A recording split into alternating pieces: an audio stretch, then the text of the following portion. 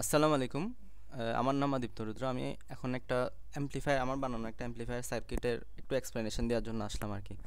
এখন এই সার্কিটটা হচ্ছে মেইনলি আমি ডিজাইন করছিলাম। এখানের মধ্যে তিনটা প্রপার টোটাল স্টেপ আছে। একটা হচ্ছে যে কমন এমিটার স্টেজ, একটা হচ্ছে এমিটার ফলোয়ার অথবা এটাকে বাফার সার্কিটও বলা হয় আর কি, আর একটা হচ্ছে আমাদের পুশ পুল, যেটা আমরা ক্লাস বি অ্যামপ্লিফায়ারের মধ্যে পুশ পুলে পড়েছিলাম আর কি। এখন এই তিনটা হচ্ছে আমার মেইনলি সার্কিটটার মেইন একটা স্টেপ আর কি। এখন এখানে আমরা একটা ভোল্টেজ সোর্স অবভিয়াসলি একটা কানেক্ট করতে হচ্ছে। এটা নেগেটিভ সাইডটা আমরা কানেক্ট করি না, কারণ আমরা শুধু চিন্তা করছি যে আমরা এখানে পজিটিভ সাইডটা নিয়ে কাজ করবো। এটাকে গ্রাউন্ডেড কানেক্ট করলে অনেক সময় আউটপুট আসে না, এটা দেখলে বোঝা যায়। এখন আমরা এখানের মধ্যে একটা এসি সিগন্যাল অবশ্যই প্রথমে একটা দিতে হবে, যেটা ইনপুট হিসেবে দিচ্ছি, আর আউটপুটটা আমরা এখানে নিচ্ছি এই আর আউট যেটা দেখা যাচ্ছে সেখানে অ্যাক্রসে। এখন ইনপুটের মধ্যে আমরা যে ভোল্টেজ সোর্সটা দিচ্ছি ওই সোর্সটাকে আমরা এখন এসি বানানোর জন্য এখানে আমরা একটা অ্যাম্পলিটিউড দিচ্ছি 0.1-এর, আর ফ্রিকোয়েন্সি দিছি 100 কিলো হার্স। এখন এটা দেওয়ার পিছনে কারণটা কি? কারণ তেমন কিছু না, এখানে 1000 হার্স দিলেও চলবে, কোনো প্রবলেম নেই। এখন এখানে একটা আমি ক্যাপাসিটর অ্যাড করছি। ক্যাপাসিটর অ্যাড করার পিছনে কারণটা কি? যাতে এটা কোনো আনওয়ান্টেড যেগুলো ডিসি কম্পোনেন্ট আছে ওগুলোকে অ্যাটেনিউট করে, আর আমাদের এসি সিগন্যাল যেগুলো আছে সেগুলোকে যাতে পাস করতে দেয়।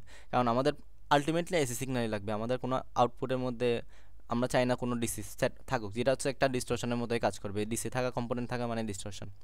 এখন প্রথমত একটা আমরা এমিটার সার্কিট দেখতেছি, কমন এমিটার সার্কিট। একটা কমন এমিটার সার্কিটের মধ্যে অবশ্যই একটা কালেক্টর রেজিস্টার আছে, একটা হচ্ছে যে এমিটার রেজিস্টার আছে। এই কালেক্টর রেজিস্টারটা পরবর্তী সার্কিটটার জন্য আমার বায়াসিং রেজিস্টার হিসেবে কাজ করে, সেটা পরে কথা। আগে আমরা এখানের মধ্যে আরবি 1 আরবি 2 দুটো জিনিস দেখতেছি। এই আরবি 1 আরবি 2 উপর ধরলে যে কোনো একটা ইউজ করা যায়, কোনো সমস্যা নেই। এটা জাস্ট ভোল্টেজ ডিভাইডার কনফিগারেশনের মাধ্যমে একটা ভালো যেন আউটপুট আসে সেজন্য ইউজ করা। আর এখানে ইনপুট, এখানে যতগুলা ভ্যালু আছে এগুলো সবগুলো কিন্তু আমরা এখানে কমন, এখানে লাইব্রেরি আছে একটা নির্দিষ্ট, তাদের লাইব্রেরি থেকে নিয়ে আসি। কারণ হচ্ছে যে এগুলোতে একটু ভালো স্টেবিলিটি পাওয়া যায়, কারণ হচ্ছে ওদের ওখানে স্পেসিফিকভাবে দেওয়া থাকে।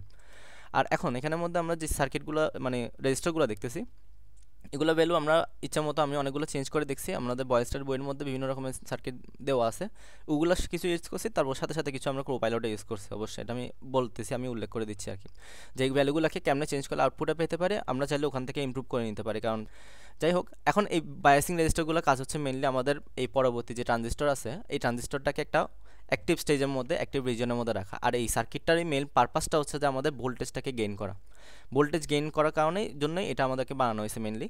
আর এখানের মধ্যে আর1 রেজিস্টার যেটা দেখা যাচ্ছে, আর1 রেজিস্টারটা হচ্ছে যে আমাদের এমিটার রেজিস্টার। এটা যাতে নেগেটিভ কোনো ফিডব্যাক আমাদের ইনপুটের মধ্যে যাতে আবার ফেরত না পাঠায়, এই কারণে আমরা একটা বাইপাসে আমরা এখানে একটা ক্যাপাসিটর অ্যাড করছি। এই ক্যাপাসিটরটা এই রেজিস্টারটার মধ্যে নেগেটিভ ফিডব্যাক বাড়াতে সাহায্য করে। এটাকে চাইলে আলাদা আলাদা দুটো ভাগে ভাগ করা যায়। যেমন পজিটিভ, এখানের মধ্যে দুটা ভাগে, যেমন আমি একটা যদি মনে করলাম 220-এর, একটা হচ্ছে যে 220-এর হলে একটা 250-এ রাখলাম। 250-এর যে রেজিস্টার আছে, মানে 250 না, যেটা কম রেজিস্টার, সেটার সাথে যদি আমরা ক্যাপাসিটরটা লাগাই স্টেবিলিটি আরও অনেক ভালো হয়, আরও করা যায় এটাকে। এখন এখানে আমরা আউটপুট নিয়ে কিসের একটা হচ্ছে নর্মাল একটা কমন এমিটার সার্কিটের মধ্যে আমরা আউটপুট নিয়ে অবশ্যই একটা ওইটার কালেক্টরের সাইড থেকে। এখন কালেক্টরের সাইডের মধ্যে আমরা যেহেতু আউটপুট নিচ্ছি, ওটাকে আমরা চাচ্ছি যে আরেকটা সার্কিটের মধ্যে আমি বসাই দিব। এখন আরেকটা সার্কিটটা হচ্ছে আমরা এখানের মধ্যে কমন এমিটার ফলোয়ার নিছি। এখন এই যে বাফার সার্কিটটা আছে, বাফার সার্কিটটা মেন পারপাসটা কি? এই বাফার সার্কিটটা হচ্ছে যে আমাদের ইনপুটের স্টেজ যেটা কমন এমিটার আছে সেটার থেকে আউটপুটের স্টেজ যেটা আছে, যেটা পুশপুল, সেটাকে রোধ করতে সাহায্য করে আর কি, ওখানের মধ্যে আলাদা করতে সাহায্য করে। কারণ হচ্ছে এখানের মধ্যে একটা লোডিং এফেক্ট পাওয়া যায়। তারপর হচ্ছে যে একটা কনসিস্টেন্ট পারফরমেন্সের জন্য আমার এখানের মধ্যে বাফার সার্কিট অনেক বেশি কাজ করে ভালো। আর এটাকে একটা মেন পারপাস হচ্ছে এটা কারেন্ট গেইন করতে সাহায্য করে, কিন্তু এটা হচ্ছে ভোল্টেজের গেইনটাকে যেরকম আছে সেরকমই রেখে দেয়, 1 রেখে দেয় আর কি।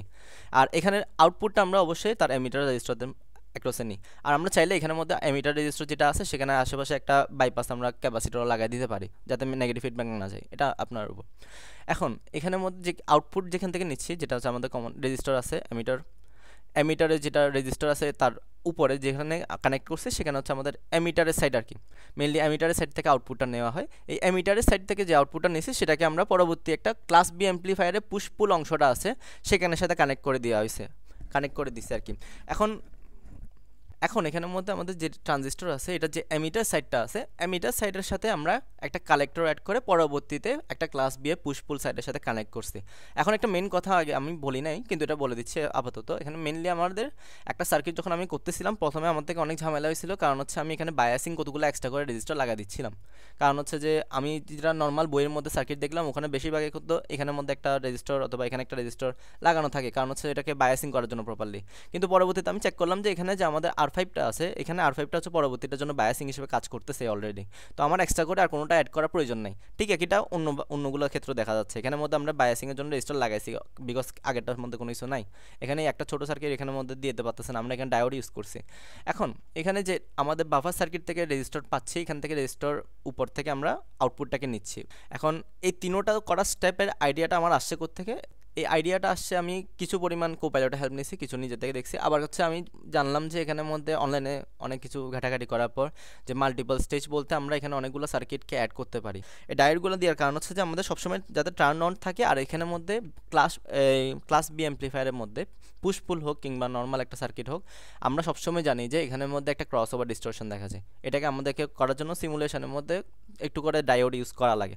সিমুলেশন কিংবা রিয়েল লাইফ একটা প্র্যাকটিক্যাল আমরা করার সময় অবশ্যই এখানে একটা আমাদের ডায়োডগুলো ইউজ করা লাগে। এখন প্রথমে এখানের মধ্যে আমি একটা ডায়োড ইউজ করছিলাম, কিন্তু পরবর্তী দেখতেছি কোপাইলটের মধ্যে দেওয়ার পর তাকে বললাম যে কেমনে আমাদের এটার পারফরমেন্সটাকে স্টেবিলিটিটাকে বাড়ানো যায়। তারা বললো যে এখানে আরেকটা ডায়োড ইউজ করার জন্য, যাতে এটা একটু মানে ভালো পরিমাণ ক্রসওভার ডিস্টরশনটাকে রোধ করতে পারে আর কি। এখন এখানে এটাকে আমরা গ্রাউন্ডের সাথে কানেক্ট করছি, অবশ্যই একটা রেফারেন্স পয়েন্ট হিসেবে রাখার জন্য। বায়াসিং যেটা 3 রেজিস্টার আছে, পরবর্তী Q3 রেজিস্টারের জন্য, মানে ট্রানজিস্টরের জন্য একটা অ্যাক্টিভ রিজনে রাখার জন্য যে বায়াসিং রেজিস্টার আছে এটা। আরেকটা আছে ওইটাকে আমরা ভোল্টেজ সোর্সের সাথে পজিটিভ সাইডের সাথে কানেক্ট করছি, যেটা আমাদের এই Q4 এর জন্য একটা কনস্ট্যান্ট ভোল্টেজ সাপ্লাই দিচ্ছে, যেটার কারণে এটাকে অন সাইডে থাকতেছে, মানে অ্যাক্টিভ রিজনে থাকতেছে। এখন এখানে যে R1 রেজিস্টার, এর পরবর্তী যে রেজিস্টারটা আছে, অবশ্যই এখানে যে দুটো ট্রানজিস্টর আছে, এটা পুশ পুলের ট্রানজিস্টর, এগুলো কাজ হচ্ছে আমাদের কারেন্ট গেইন করা। এখন এখানের মধ্যে আমাদের Q3 ভ্যালুগুলো দেখতেছি আমরা। Q3 এর 2SD এই ভ্যালুটা যেটা আছে এটা পুশ পুল সাইড। এখানের মধ্যে প্রথম দ্বিতীয় তৃতীয় সার্কিটটাতে মেনলি আমাদের কারেন্ট গেইনের উপর ফোকাস করতেছে, আর ভোল্টেজ গেইনের জন্য আমরা অবশ্যই প্রথমে যেটা কমন এমিটার সার্কিটটা আছে সেটাই ফোকাস করতেছে। এখন এখানে আমরা কোনো রেজিস্টার প্রথমে ইউজ করি না, কিন্তু এটাতে একটু করে থার্মাল স্টেবিলিটির জন্য, আর হচ্ছে যে আউটপুটের মধ্যে কোনো যেন ডিস্টরশন এক্সপারে আসতে না পারে, একদম ছোটো একটা রেজিস্টারের সাথে কানেক্ট করে দেওয়া যায়। এখন এই অ্যাক্টিভ রিজন থেকে এখানে যে আমাদের আউটপুটটা আসতেছে, ওই আউটপুটটা মেনলি এই একটা ক্যাপাসিটরের সাথে কানেক্ট করে আমি একটা লোডের সাথে কানেক্ট করছি জাস্ট। এই লোডটা হচ্ছে যে একদম ছোটো রাখা হয়েছে যাতে একটা আউটপুটটা ভালো করে পাওয়া যায় আর কি। এখন চাইলে সিমুলেশনের সময় আর কি এই আউটটাকে যদি আমি বাদ দিয়েও চেক করি, অবভিয়াসলি আমার আউটপুট আসবেই, সেমই জিনিস আসবে। আর এখানে ক্যাপাসিটর অ্যাড করার পিছনে কারণ হচ্ছে অবশ্যই ডিসি সিগন্যালটাকে অ্যাটেনিউট করে আমার এসি সিগন্যালটাকে পাওয়া। এখন এখানের মধ্যে আমি যখন একটা ইনপুট ভার্সেস আউটপুটের, লেটস আমি একটা আউটপুটের আমরা গ্রাফ দেখতে চাচ্ছি আর কি। এখন গ্রাফ দেখার জন্য আমার প্রথমত নর্মালি রান করতে হবে, যেহেতু আমি এখানের মধ্যে আগে থেকে দেওয়া আছে, আমার টাইম দেওয়া আছে, টাইম দিলে ম্যাক্সিমাম টাইম স্টেপ আমি 10 ন্যানো সেকেন্ড দিছি আর কি, আর স্টপ টাইম হচ্ছে যে 10 সেকেন্ড দেওয়া আছে। এখন আমি এখানে ইনপুট ভার্সেস আউটপুটে একটা গ্রাফ দেখতে চাচ্ছি। এখন গ্রাফের জন্য আমি ট্রেস অ্যাড করি, অবশ্যই একটা আমি অ্যাড করলাম ইনপুটের জন্য করলাম, আরেকটা করলাম আমি আউটপুটের জন্য। আউটপুটটা তো অ্যাড ট্রেস 16। এখন এই দুটোটা সার্কিটগুলোকে আমরা একসাথে করতে চাচ্ছি, একসাথে করব, এক্সট্রা যেগুলো লাগবে না সেগুলো আমি বাদ দিয়ে দিই।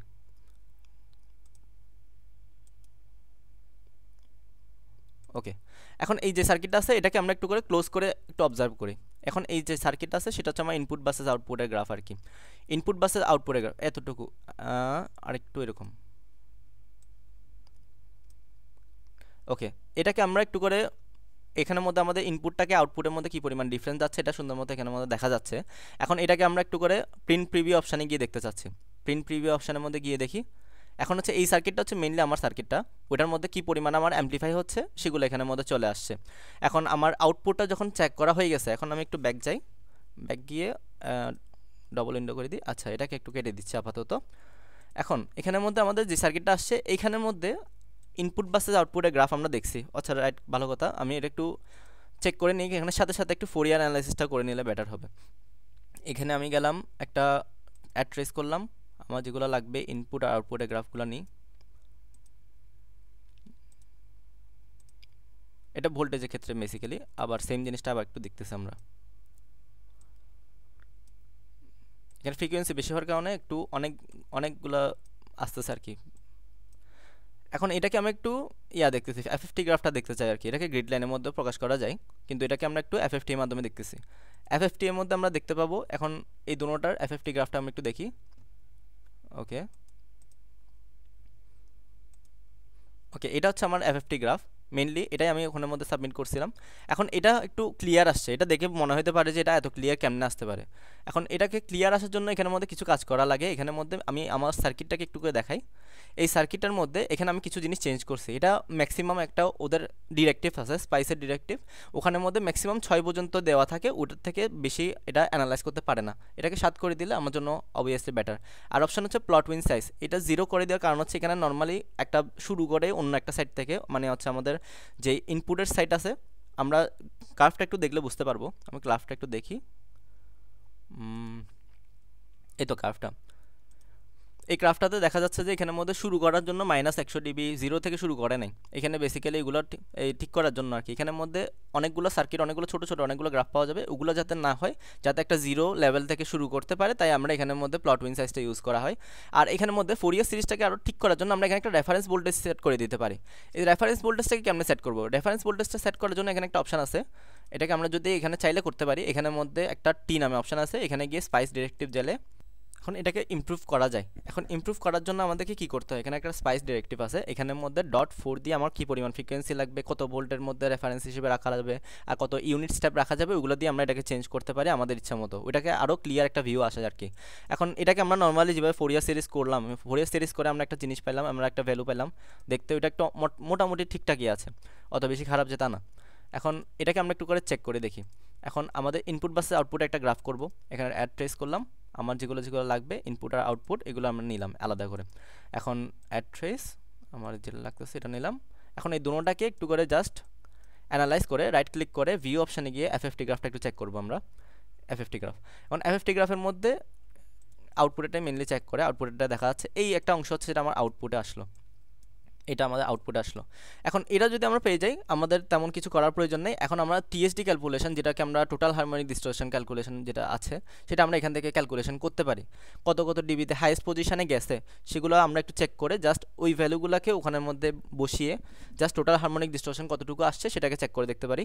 আমারটাতে প্রথমে তো আসছে 3.18, যেটা হচ্ছে আমাকে ক্যালকুলেশন করে কোপাইলটে দিয়েছিল, কিন্তু আমি যখন ক্যালকুলেশন করে দেখলাম নিজে, দেখলাম যে এখানের মধ্যে অনেকগুলো চেঞ্জ আছে। আমারটাতে যখন আমি ক্যালকুলেটারে টাইপ করে দেখলাম ওখানে 4.46% আসে।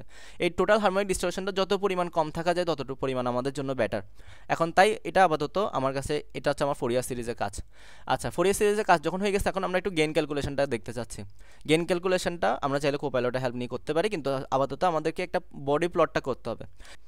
এখানে আমরা একটু করে আমাদের এসি অ্যানালাইসিসটা করে দেখতে চাচ্ছি। এসি অ্যানালাইসিসের জন্য আমরা যে পয়েন্টটা দেখতে চাই ওই পয়েন্টের মধ্যে দিয়ে দিলাম। এটা হচ্ছে আমার বট প্লট আসলো আর কি।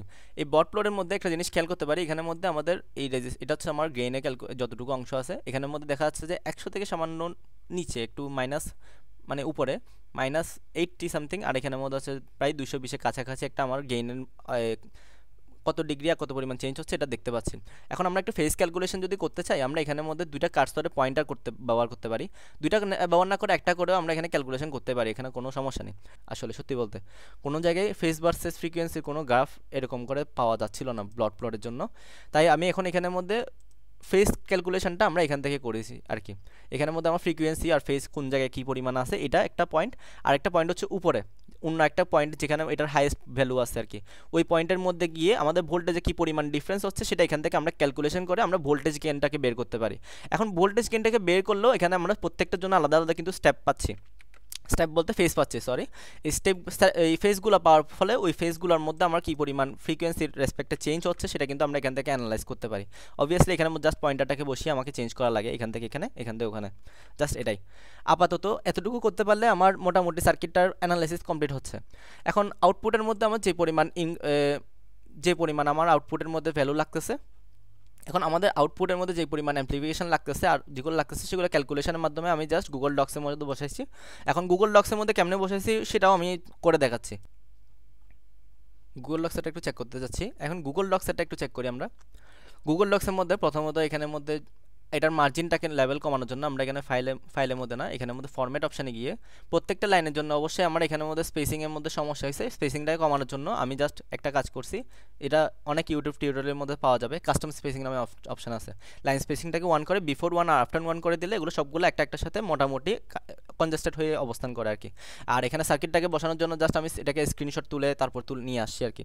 আর এখানে আমার যতগুলো ভ্যালু ইউজ করা আছে ভিতরে যেগুলো নিছি ওগুলো নেওয়ার জন্য আমার এখানে একটা অপশান আছে, রাইট ক্লিক করলে এখানে পাওয়ার কথা আমি ইমেজ অপশন না, এখানে সরি, এখানে একটা অপশান আছে ইনসার্ট। ইনসার্ট অপশানে গিয়ে ড্রয়িং অপশানে গিয়ে নিউতে গিয়ে এখানে একটা টেক্সট বারের একটা অপশান আছে, এই টেক্সট বক্স, এই টেক্সট বক্সের মধ্যে ক্লিক করে এখানে আমি যে কোনো কিছু ভ্যালু বসাই, ওই লেখাটাকে আমি চাইলে ক্লিক করে রাইট ক্লিক, এই লেখা যেমন আমি এই লেখাটাকে আছে আমার কাছে এই তো এখানে একটা আমার কাছে ট্যাগটা আছে, এটাকে আমি চেঞ্জ করতে যাচ্ছি, কোথায় নিতে যাচ্ছি, এটাকে যাচ্ছি আমি এইখানের মধ্যে অনেকগুলো অপশান আছে, behind text, break text, wrap text, inline text সবগুলো দেওয়া আছে। আমি চাইলে এটাকে আমি এই জন্য আমি বেশিরভাগগুলোতে ইউজ করছি যে এটাই, যে ইন ফ্রন্ট অফ টেক্সট। এটা হলে সুবিধা কি, আমার এখানের মধ্যে যেই আমরা গ্রাফগুলো দিছি ওই গ্রাফগুলোর উপরেই আমি জাস্ট বসে দিতে পারি, আমার থেকে অত কিছু করার প্রয়োজন হয় না। এখন এই সার্কিটগুলোর ভিতরে যে লেখাগুলো আছে এগুলো আমি টেক্সট বক্স ইউজ করে করছি। ওকে, এরপর হচ্ছে আমার কমন এমিটার, আমার যেগুলো ইনফরমেশন দেওয়ার ছিল আর কি, আমার সার্কিটের মধ্যে সব কিছু এখানে দেওয়া আছে, ইনপুট বাস আউটপুটের ক্যালকুলেশনটা, তারপর গেইনের ক্যালকুলেশনটা দেওয়া আছে এখানের মধ্যে। আমি জাস্ট বডি প্লটের মধ্যে গেইন বাসের ফ্রিকোয়েন্সিটা দিছি, আর এখানে ফেজে কি পরিমাণ ডিফারেন্স হচ্ছে এটা এখানের মধ্যে আমার দেওয়া আছে। আর এটাকে আমি জাস্ট লিনিয়ার মোডে গিয়ে এই ছবিটাকে আমার এখানের মধ্যে আপলোড করছি আর কি। আর ভোল্টেজ গেইনের ক্যালকুলেশন এখানে দেওয়া আছে, কারেন্ট গেইনের ক্যালকুলেশনটা করা হয়েছে। আবার সব কিছু করে এফএফটি যেটা দেওয়া আছে, টোটাল হারমোনিক ডিস্টরশন, এটা যখন আমি প্রথমে করছিলাম তখন কিন্তু অত ক্লিয়ার আসে নাই, তখন আমি যেরকম আসছে ওইটাকে ছবি তুলছিলাম, ওই কারণে এটা এরকম আসছে। এটাকে আমি আরও ক্লোজ নিলে আরও ভালোভাবে ক্যালকুলেশন আসবে। এখন ফান্ডামেন্টাল ফ্রিকোয়েন্সি যেটা দেওয়া আছে এখান থেকে আমি সবগুলোর ম্যাক্সিমাম ক্যালকুলেশনটা করে তারপর ওখানের মধ্যে ফর্মুলার মধ্যে বসেছি। ফর্মুলাটা কি আমরা যে জানি, মাইনাস ওই মানে 20 মানে কি বলবো অ্যামপ্লিটিউড ইন্টু লগ 10 দিয়ে একটা ভ্যালু বের করি, সেটাকে আমরা অপোজিটভাবে বের করে আমরা এখানের মধ্যে কী পরিমাণ আমার ভোল্টেজটা ছিল ভোল্টের মধ্যে সেটাকে আমরা বের করতে পারি এখানে। আর টোটাল হারমোনিক ডিস্টরশনটা আমি ক্যালকুলেটারে ইউজ করে ব্যবহার করে পাইছি 4.46%, সেটাকে এখানে দিছি। আর এখানের মধ্যে জাস্ট কনক্লুডিং রিমার্কটা দেওয়া হয়েছে। আর এখানে প্রথমত করার পর এখানে জায়গা হচ্ছিল না, আমার কিছু করার ছিল না, এই কারণে এটাকে আমরা নর্মালে রাখছি। আর এটাকে রোবটতেই আছে 9 এর মধ্যে। আর এই পুরো সার্কিটটাকে প্রথমে করার পর আমি সাবমিট করার পর আপনি যখন বলছিলেন স্যার যে এখানে আমার এই জাস্টিফাই অ্যালাইনমেন্ট ইউজ করতে, পরবর্তীতে এটাকে আবার জাস্টিফাই অ্যালাইনমেন্ট করে আমি আবার রিসাবমিট করছি আর কি। তো বেসিক্যালি এটাই হচ্ছে আমার মেনলি সার্কিটটার এক্সপ্লেনেশন মোটামুটি। Thank you sir.